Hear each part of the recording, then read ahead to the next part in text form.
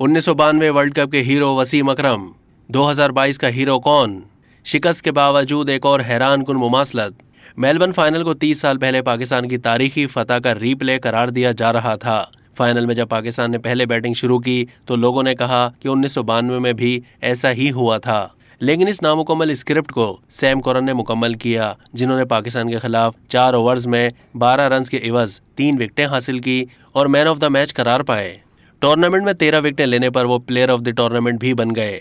T20 world cup की सबसे बेहतरीन बॉलिंग सैम करन की 10 रन के एवज 5 विकेटें रहीं।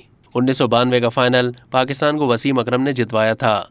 वो फाइनल के बेहतरीन खिलाड़ी और मैन ऑफ द टूर्नामेंट करार पाए थे। वसीम अकरम की तरह सैम करन भी लेफ्ट आर्म फास्ट बॉलर हैं। सैम करन ने बेन स्टोक्स की बैटिंग की तारीफ करते हुए कहा कि जब भी टीम को जरूरत होती है स्टोक्स परफॉर्म कर जाते हैं। मैं समझता हूं कि player of the match Ben Stokes को मिलना चाहिए था।